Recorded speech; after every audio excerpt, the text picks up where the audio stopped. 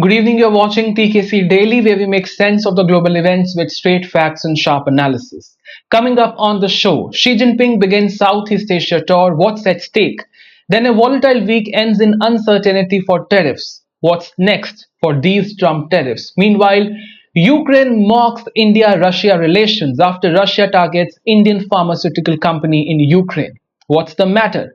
Also on the show, Israeli strike hits Gaza's last functioning hospital, and finally, will Zuckerberg be forced to sell Instagram? All this is lined up. Let's begin.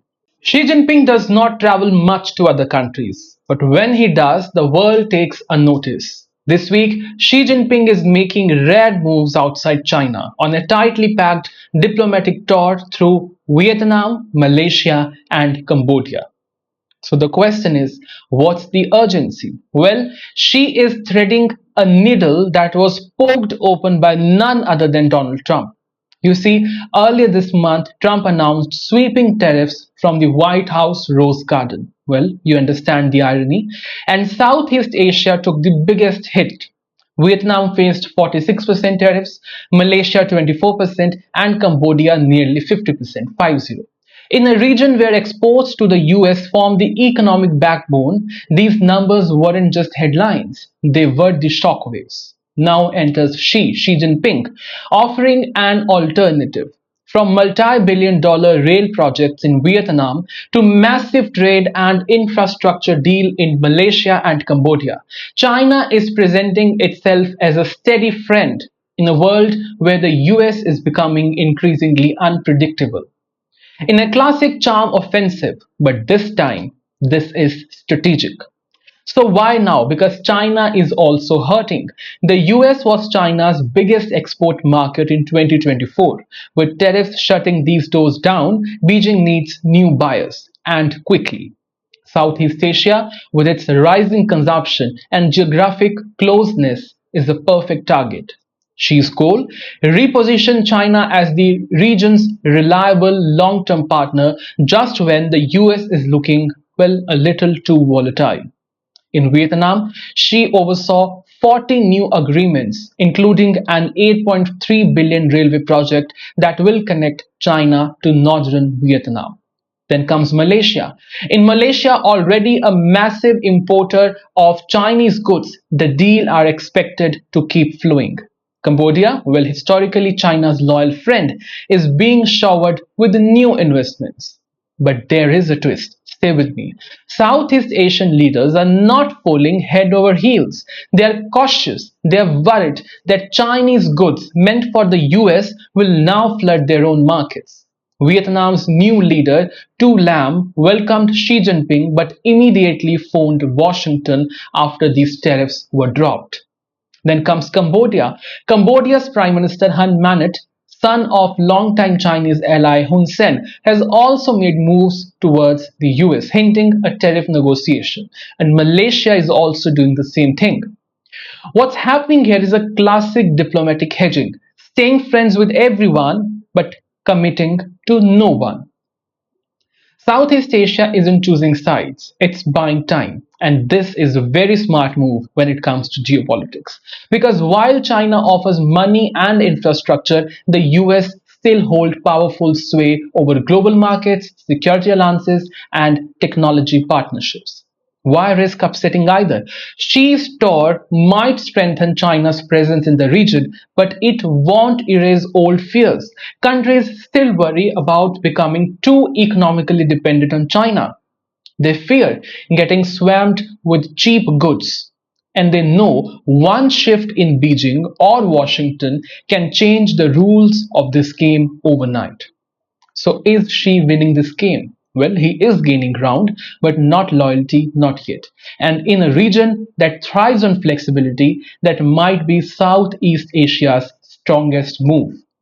As the dragon woos and the eagle bites, it's the tigers who are learning to dance between them. If Donald Trump had to pick his favorite economic weapon, it wouldn't be sanctions or interest rates or subsidies. It would be tariffs. And if you have been confused by the whirlwinds of announcements, by the whirlwinds of pauses and sudden reversals, Well, my friend, don't be worried because you are not alone. Wall Street, global markets, and entire government, Trump's his own government, and we all are equally baffled. So let's start with where we are right now. Over the weekend, Trump's administration announced a surprise exemption on tariffs for electronics, think iPhones, laptops, and tablets. Seems like the sleep is finally over. This was a huge relief for companies like Apple, whose products are mostly assembled in China. For a moment, it looked like tech investors could breathe once again. But stay with me, the breath lasted barely a weekend, just days after Trump's Commerce Secretary clarified that while smartphones and computers may be temporarily spared, they will soon be caught in a new wave of tariffs, especially the semiconductors. Well, Trump himself doubled down. What did he say? I am quoting him here. No one's getting off the hook. No one. In fact, many of these goods are still subject to 20% duty and just being shifted into, and I quote, a new tariff bucket. What does that mean? Basically, a temporary break now, but bigger bills later. And if you think that's confusing, it gets even wilder. On April 9, Trump abruptly paused tariffs for 90 days for almost everyone except China. Then, in a matter of hours, he hit Beijing with even steeper tariffs, raising duties on Chinese goods to a staggering 125%, citing a lack of respect from China. He warned that the days of ripping off US were over. The very next day, the White House clarified that this 125% was on top of the existing 20% duty, bringing the total to a staggering 145% on some Chinese imports. China didn't blink. It slapped back with 84% retaliatory tariffs and even suspended exports of critical rare earth materials key for car making, drones, and even missiles. These metals aren't just important, they are strategic. And right now, many Chinese ports have frozen shipments as new export rules are being drafted. It's not just China. When Trump revealed a 20% tariffs on EU goods, European Union on April 2, Brussels threatened to hit back with the tariffs on some 20 billion euro worth of American goods, from soybean to beauty products, everything. But just like Trump, the EU also hit pause on a few days, later offering a window for negotiation. So the question is, what does this all mean? First, global markets are spooked. Bloomberg estimates that the tariff chaos has wiped out some $10 trillion off the markets worldwide. Tech stocks, manufacturing shipments, all of it has been on the edge of this loss. JP Morgan now says there is a 60% chance of US recession. Goldman Sachs, well, 45%. Second, nobody knows the rules of this game anymore. Will tariffs go up, down, be waived or reimposed? Even top investors like Ray Dalio are calling this very disrupting, saying it could either lead us all somewhere better or just sink the boat altogether.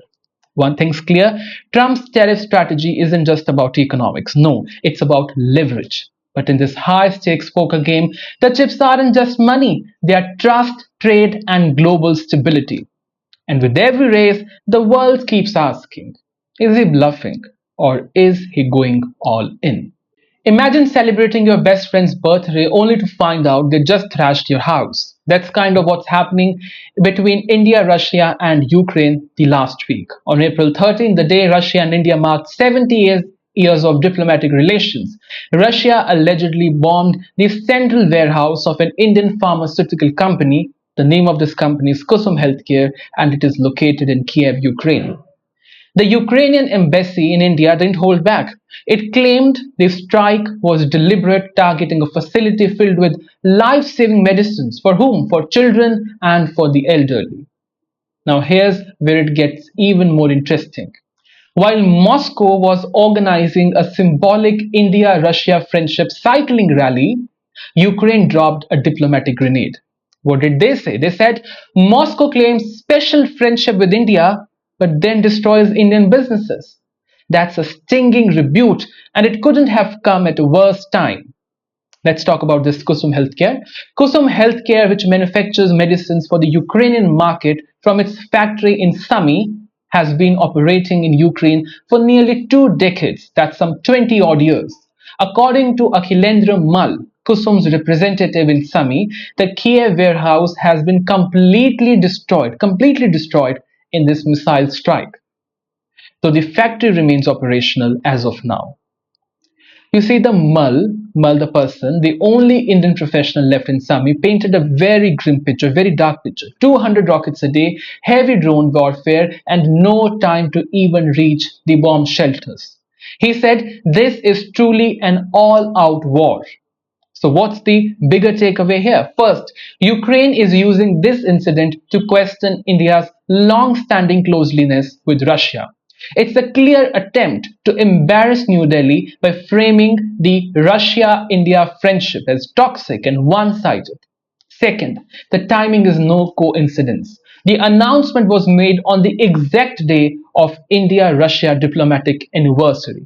It's a calculated message: friends, don't bomb your citizens and businesses. Third, it puts India in a tough spot, a very difficult spot.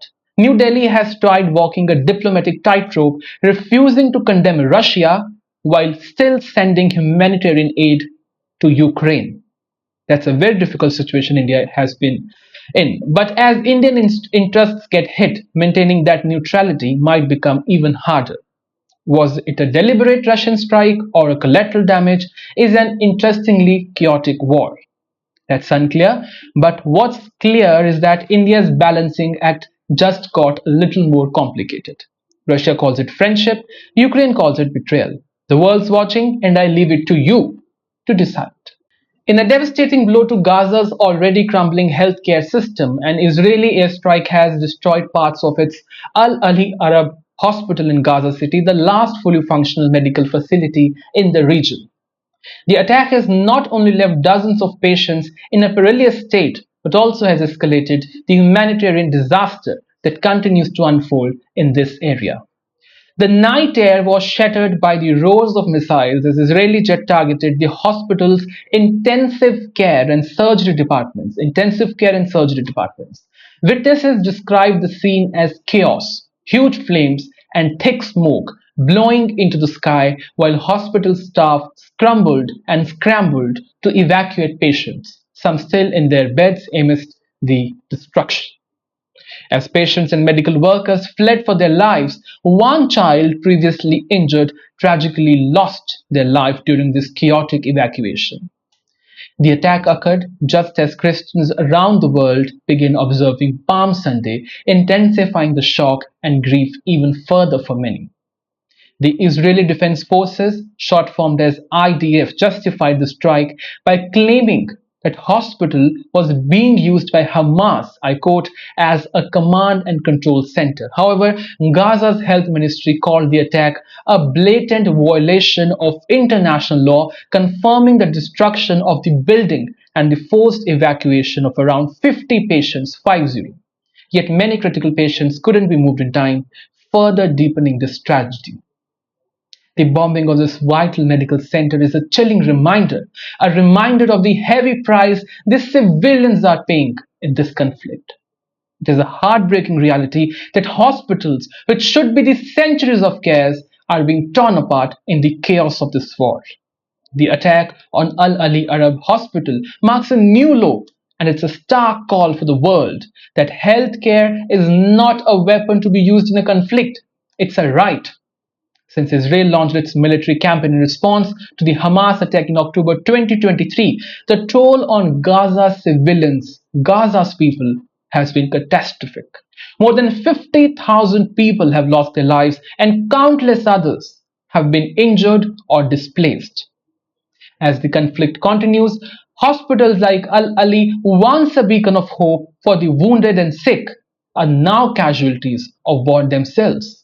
The silence that follows this kind of devastation is deafening, is really deafening. And the question now is whether the international community will come together, will stand by, or take action to ensure that hospital, no matter the site, remains the place of healing, not the targets. Imagine if Facebook has never bought Instagram. No endless stories, no reels, no merging of your Instagram and Facebook DMs. Now that hypothetical is suddenly on the table thanks to a blockbuster trial kicking off in Washington. This week, Meta, the parent company of Facebook, Instagram, and WhatsApp, faces the Federal Trade Commission, short formed as FTC, in a landmark antitrust case that would force CEO Mark Zuckerberg to sell off two of his biggest platforms. In the heart of it, a simple but powerful accusation: Meta didn't just buy Instagram and WhatsApp to grow, it bought them to kill competition. The FTC urges and argues that Zuckerberg knew Instagram was a threat to Facebook's dominance back in 2012 and strategically thought it to neutralize the rival. They even quote his own emails: "It's better to buy than compete." That line could haunt him in the court. But Meta isn't backing down. Their defense: Instagram thrived because of Facebook. More innovation, more users, better tools. That's their motto. The company claims customers have benefited, not suffered, from their buying of Instagram. Zuckerberg and former COO Sandberg are expected to testify. The trial could stretch for weeks and it's unfolding in a charged political backdrop. This case was actually filed under Trump's first term, but with Trump back in office and his fingerprints are quietly showing everywhere. Reports suggest Zuckerberg lobbied him directly to kill this case. Meanwhile, Trump recently fired two Democratic FTC commissioners, a move some say was meant to do what? To intimidate the agency. But why does this matter? Because it raises the bigger question: is this really a legal battle or a political one? Zuckerberg's company also recently ditched independent fact checkers, added Trump's ally like UFC boss Dana White to its board, and contributed to Trump's inaugural fund. Do you think it's a coincidence? Well, maybe, but the optics are loud. Even if the FTC proves that Meta's motives were anti competitive, the road to breaking up the company is very steep, quite steep. Experts say it's a tougher case than Google's ongoing trial because social media, unlike search, still has real competition from TikTok, from YouTube, and from many others. Still, this trial isn't just about one company. It's about how much power tech giants can wield and whether regulations still have the muscle, still have the power to push them back in the corner. The outcome could redefine big tech's future. Breakup or no breakup, the message is clear. The antitrust fight is back, and this time it is personal. Dear viewers, that's all I have for you on the show tonight. I will see you tomorrow. Take care and good night.